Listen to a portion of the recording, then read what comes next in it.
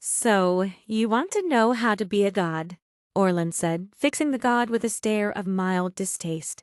No, I want you to stop whatever it is that prevents magic from being the news of the century, the god replied.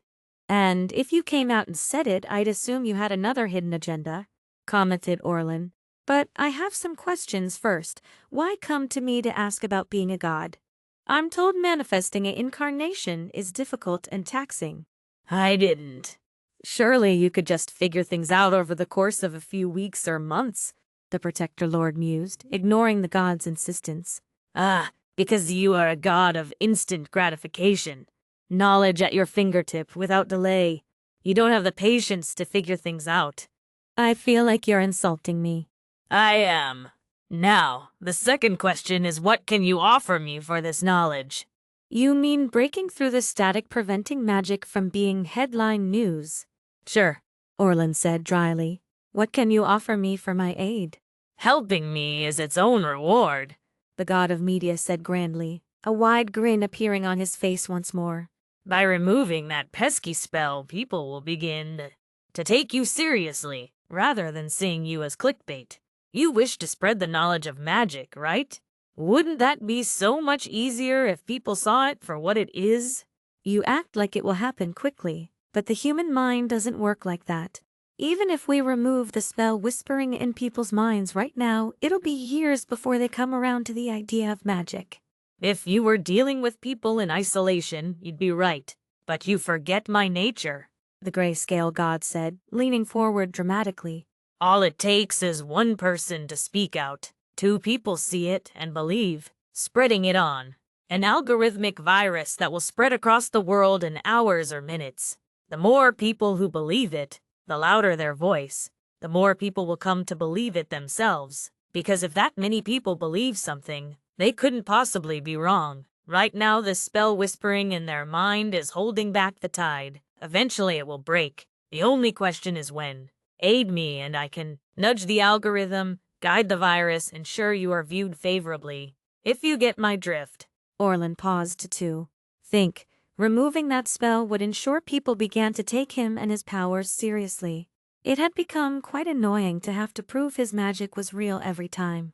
He didn't believe for an instant that it would happen that quickly, but when it did happen, having a nudge when it did would be nice. And like the god said, the spell was merely holding back the shift, not stopping it. He could either wait for the dam to burst on its own, or do it himself. Even if I agree, we still have several problems, Orlan said finally. First off, we need someone to bond with the relic in order to access its deeper functions safely. You'd know better about that than I, the entity nodded. As you so rudely pointed out, I am a newborn.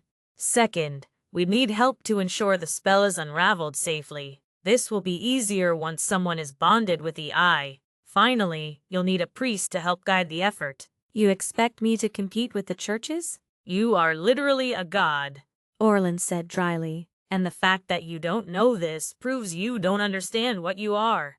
So I'm willing to give you information, but I want a favor from you first. Fine, I'll humor you here. What boon would you ask of I, the first god of this world? I want information on the children of Cain. You see all telecommunications, right? Tell me what you know. It'll take me time to compile a story that important.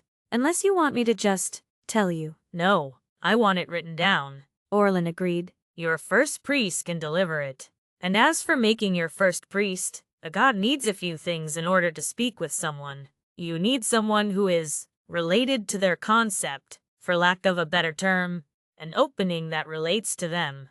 I'm in the news, so I qualify, but your average Joe won't. But more importantly, that person has to be open to your existence. I know gods exist, so you could use that opening. But if someone doesn't believe, can't believe, then you can't speak to them.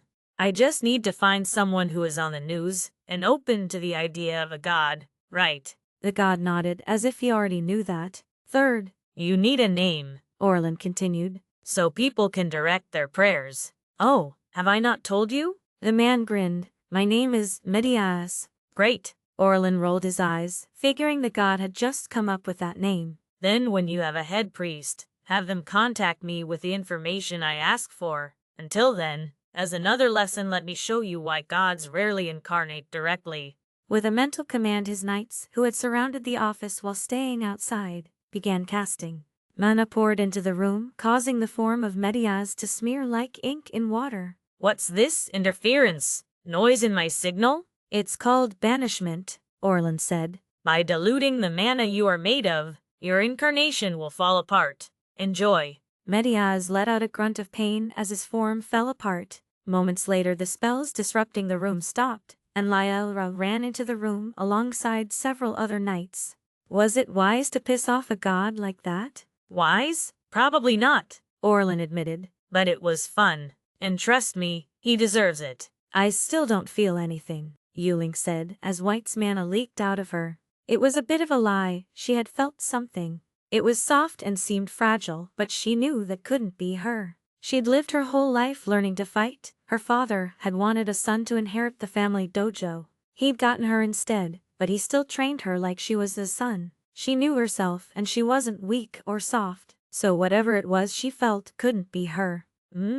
Lady White replied simply, looking the younger woman over. When will I get to train with Lord Orlan? Yuling asked, turning around. Train? Not until you're a proper knight, White replied, stepping back and crossing her arms. Any reason you want to train with him so badly? This is the third time you've asked in the last couple days. He's in charge, isn't he? He's the strongest, Yuling answered. He might be able to help me. Unlikely. He's good at fighting but hopeless at training. White said. Why do you think he hired me? Because he's busy? That's part of it, she admitted. Is there another reason you want to see him? I and walked away, leaving her alone in the meditation room. She took a deep breath, centering herself. This was all too much. One day she'd been training in her family dojo like normal, when government officials showed up, saying they needed her. They treated her, ensuring the bruises from her training all healed up, while working to ensure she was fed and healthy. Her father had been all too happy to let them take her away.